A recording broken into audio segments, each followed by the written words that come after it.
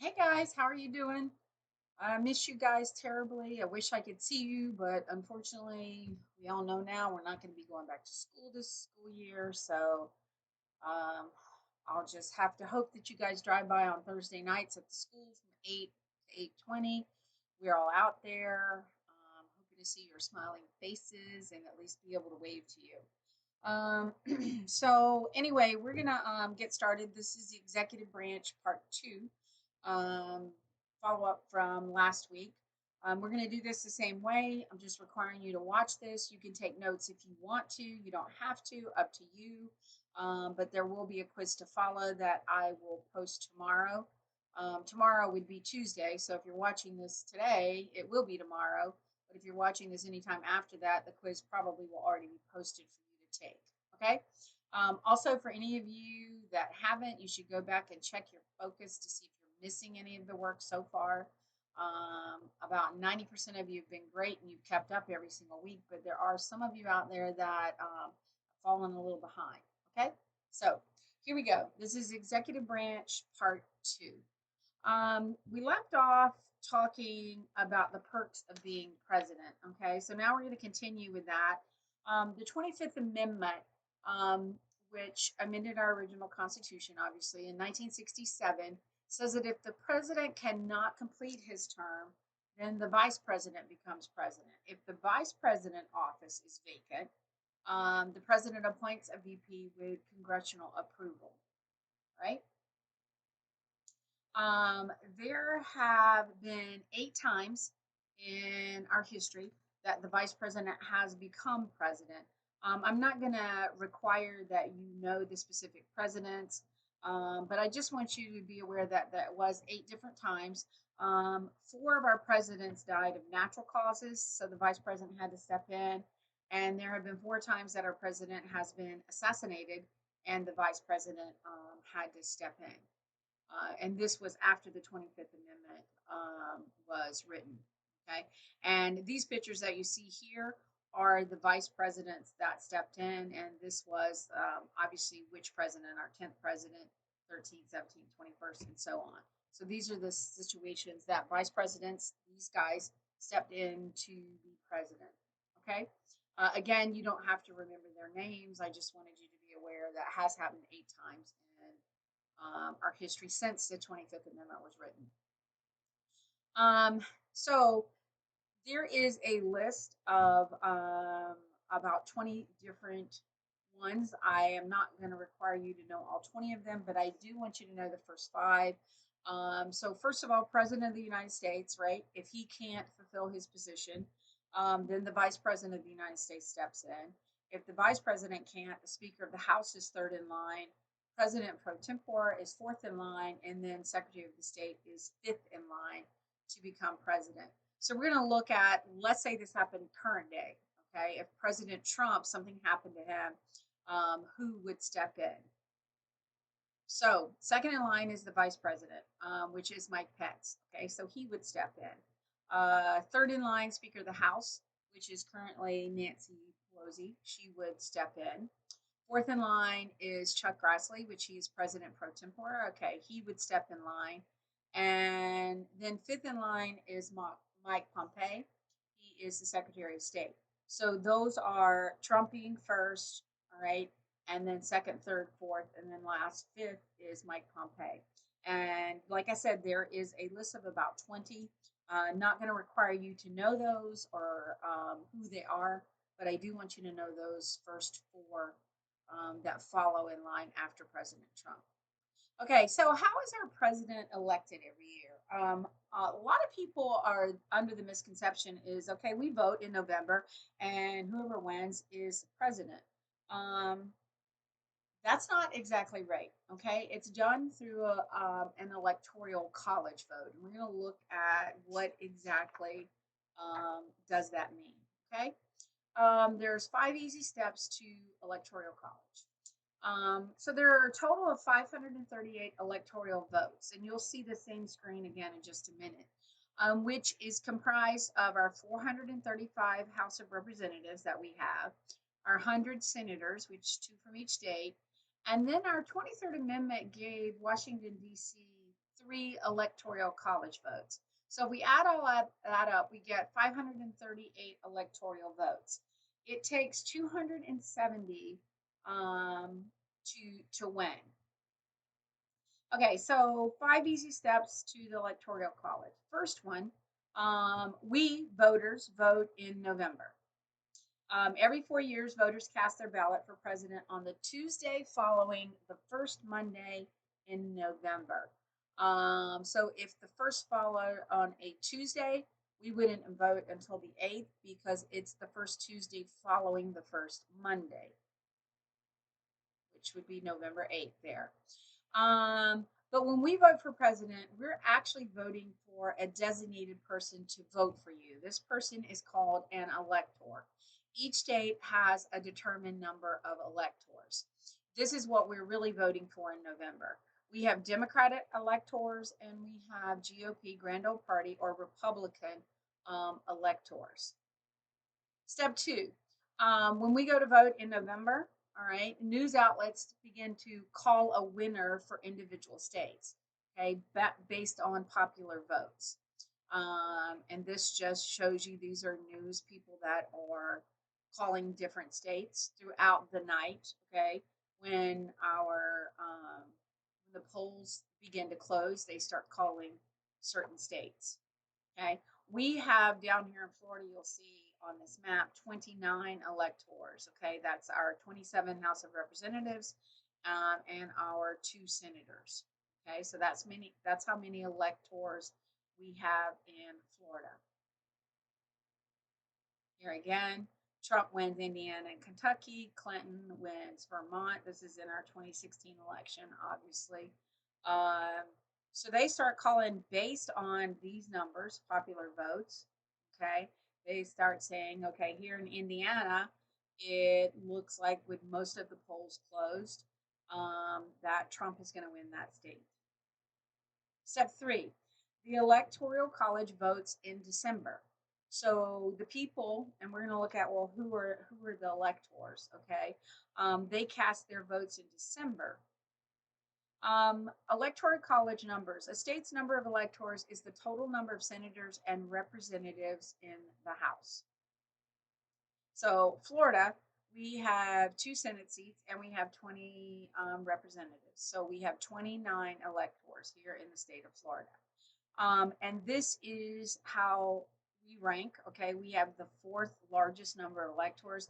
And you guys will know that when presidents start campaigning, they campaign in every state, but typically they want to concentrate in the states that have the most electors because they need 270 to win. So they want to concentrate their efforts in these states that you're seeing right here because these have the most electors. Um, so the 23rd Amendment gave DC the right to have 3 electors. Okay. So out of the 50 states, it would have just been 435. But if we add these 3, we get 438. There are a total of, and this is that slide that you saw previously, takes 270 for a presidential nominee to win the election. In 2016, this is Florida's results. These are the number of votes, okay, that Donald Trump had. These are the number of votes that Hillary Clinton had. This is the percentage of voters. So you can see that Donald Trump did win here. So he did receive all 29 of our electoral votes. That's what the EV stands for right here. Now, 48 of our 50 states say that a winner takes all. So if a president wins the state, okay, through our votes in November, then they take all of our elector votes, okay, all 29. If you get the most votes in the state, you get all of their votes. And that's in 49 states. However, there are 2 states that can divide up their electoral votes based on congressional districts. And that is Nebraska, which has 5 electoral votes, and Maine, which has 4. So technically, a Republican nominee could get, say, 3 of these, and a Democratic nominee could get 2 of these. But these are the only 2 states that can split up their electoral votes. Who can be an elector? Well, Article 2, Section 1 of the Constitution, it provides that no senator or representative shall be appointed as an elector. Okay, we don't want them pulling double duty there. The process for electing electors varies from each state. Electors are often selected to recognize their service and dedication to their political party. So each state kind of determines who its electors will be. And these electors typically will vote whoever the popular vote is. There is what's called the faithless elector. Okay, now what does that mean? It means that a member of the Electoral College who does not vote for the candidate they have pledged to vote for. Okay, and you can see there he's getting stabbed in the back. Well, you said you're going to vote with this party, but you didn't. Electors in these states are not bound by state law to cast their vote for a specific candidate. Okay, and you can see Florida is not on this list. Okay, so our electors in the state of Florida, okay, by state law are bound to vote for a specific candidate, Republican, whoever gets the popular vote. But in these states, whoops, sorry, in these states, they're not bound by law. They are uh, bound ethically, you could say, but not by law. Step 4 in the electoral process, the electoral votes are sent to Washington, D.C. Okay, so we vote in November. In December, the Electoral College, okay, they vote. Then these votes are sent to DC, sorry.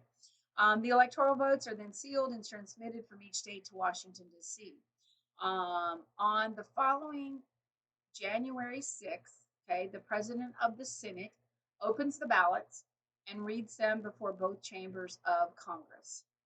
Um, and then step 5, inauguration of the president of the United States on January 20th. Okay, so we're going to go back through these steps really, really quickly, um, just to make sure that you got them. All right, so you should have written step 1, we vote in November. Step 2, news outlets begin to call a winner for individual states. Step 3, the Electoral College votes in December. And then step 4, the Electoral College votes are sent to DC. And then in step 5, inauguration of the President of the United States on January 20th. Okay, so those are the 5 steps for the Electoral College. At noon on January 20th, the President-elect and Vice President-elect are sworn into office. And obviously, like with the other videos that I've made, I had tons of pictures. I've eliminated all of that kind of stuff from this PowerPoint just to make it more concise.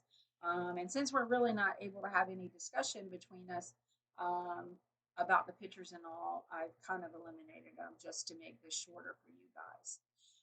Why is the presidential inauguration on January 20th? Why that date? Okay. Well, because the 20th Amendment explained. The 20th Amendment is called the lame duck amendment. What does that mean? Well, a lame duck is an elected official who is approaching the end of his or her term, especially an official whose successor has already been elected. So if in November, right, and the votes are read in December, and president is already kind of declared, all right, what has happened before the 20th Amendment? Um, there was no specific inauguration date. Okay, so what would happen? You can see here that Lincoln didn't get inaugurated till March 4th. Okay, so this president that's in office and knows that he's not either he didn't run or he's already served 2 terms, so he's not going to be president again, especially if the new president is going to be of a different political party.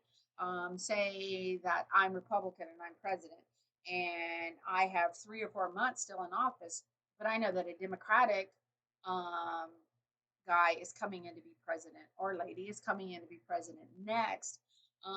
I might try to rush through people, put people into office, put laws into place or whatever that benefit the Republican Party before this new president comes in.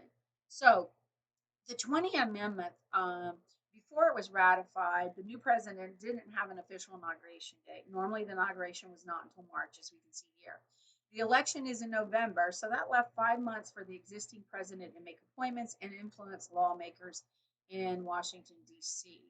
Um, so that wasn't a good thing. So, 20th Amendment says, okay, the inauguration, like we said right here, is going to be on January 20th. Okay, so that's basically the reason so that a president doesn't have that much time to, like this says, influence lawmakers in Washington or make appointments. All right, the president comes in and he appoints a presidential cabinet. So we're going to kind of look at what that is right now. But before I do that, so I'm hoping that you guys, and obviously, if you hear this, you are watching the video. But I was hoping that there's not some people that aren't watching the video and they're just taking the quiz. I really want everybody to watch this video. So I'm going to give you a little hint to a question that's going to be on the quiz. Okay, it's going to ask you what my favorite color is. And so that those of you watching the video, you're going to know my favorite color is yellow. All right, good. So here we go. Oops, let me go back. Sorry. Presidential cabinet. Cabinet members cannot hold an office in the legislative or judicial branch at the same time. They can be fired by the president or impeached by Congress. There's no legal or constitutional requirements to be a cabinet member. And cabinet officers are nominated by the president and then must be approved by the Senate by just a simple majority. Okay, so as long as we get 51% of the senators, these nominees are approved. All right, this is Trump's cabinet. And we're going to look at these people individually. Some of these have changed since this picture, though, but I do have the new pictures here. Okay, obviously we have Vice President Mike Pence. The Chief of Staff is John Kelly. And this is the only one that serves in Trump's cabinet that considers himself an independent when he talks about political party. Not really a Democrat or Republican. He is the only independent. All the rest of these people that you're about to see are obviously Republicans because these are the people that Trump, who is Republican, has appointed to these positions. The United Nations ambassador is Nikki Haley, and you will be asked about a few of these, okay? The Environmental Protection Agency, okay, the secretary is Scott Pruitt. Secretary of State, Mike Pompeo. Secretary of the Treasury, Stephen Mnuchin. Secretary of Defense, Mark Esper. Attorney General, William Barr. Secretary of the Interior, David Bernhardt. Secretary of Agriculture, Sonny Perdue. Secretary of Commerce, Wilbur Ross. Secretary of Labor, Eugene Scalia. Secretary of Health and Human Services, Alex Azar. Secretary of Housing and Urban Development, Ben Carson. Secretary of Transportation, Elaine Chao. Secretary of Energy, Dan Bruletti. Secretary of Education, Betsy DeVos. Secretary of Veteran Affairs, Robert Wilkie. Whoops, sorry. Secretary of Homeland Security, Chad Wolf. All right, so those are the cabinet members under Trump, okay? Now, why do we have political parties? We're going to just review this just a little bit, and this is kind of the last part of this video. All right, parties in the United States. The United States currently has a two-party system. We have Democrats and Republicans, but how did we get there? The Constitution does not address the issue of political parties, okay? So a little bit of review.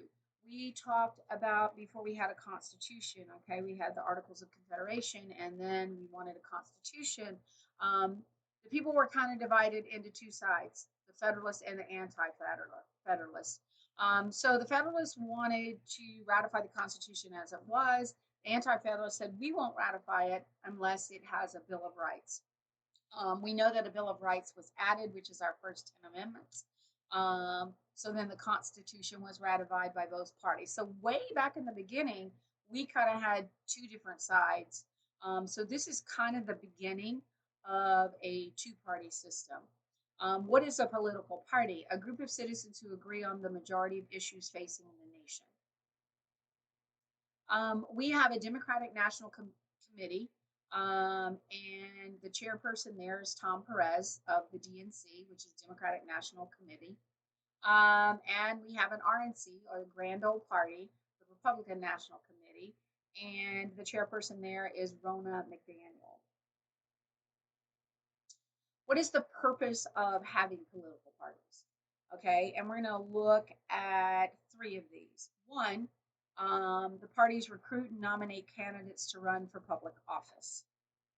Two, they create party platforms. Okay, so what actually is a platform? A party platform is a list of the issues which a political party supports. This often takes the form of a list of support for, or either I oppose to, socially relevant, urgent, controversial, or complicated topics. And when we see the debates, when these political parties are running for office, okay, in these debates, this is what they're talking about, their platforms. This is what I believe about healthcare. This is what I believe about environmental issues. This is what I believe about big business, small business. That is their specific parties. And then the third purpose of the parties is to organize voters in hopes of winning elections. Political ideology, a system of ideas that forms the basis of political theory and policy. And basically, when we look at political ideology, we're kind of looking at a spectrum like this. Okay, we have liberals, okay, which are considered left wing, which are Democrats. And then on the very other end of the spectrum, we have the conservative right wing, which are our Republicans. And then we would have some that fall more on the moderate side, somewhere maybe in between. A few definitions that I want you to know. What is partisan? A strong supporter of a party, cause, or a person.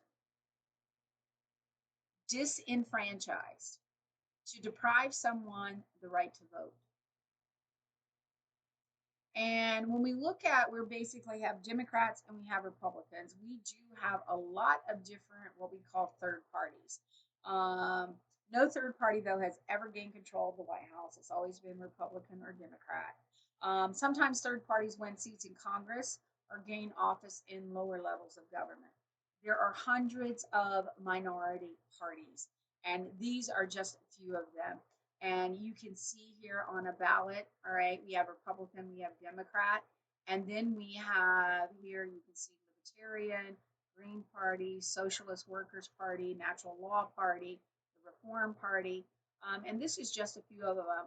So what ends up happening, these people will get votes, okay? But like it says here, they have never gained control of the White House.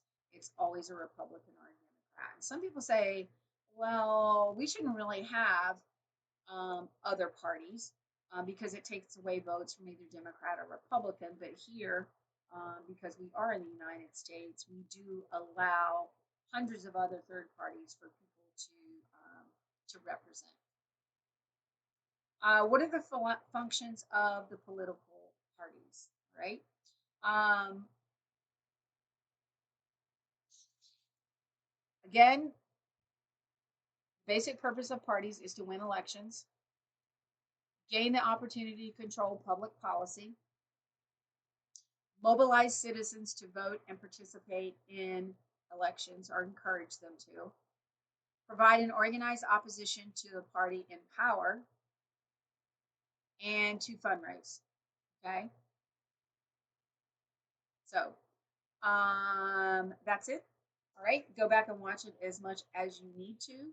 But that's where we're going to end. So after you watch this, you can go on and take the quiz. It will be posted on Tuesday. All right. Miss you guys.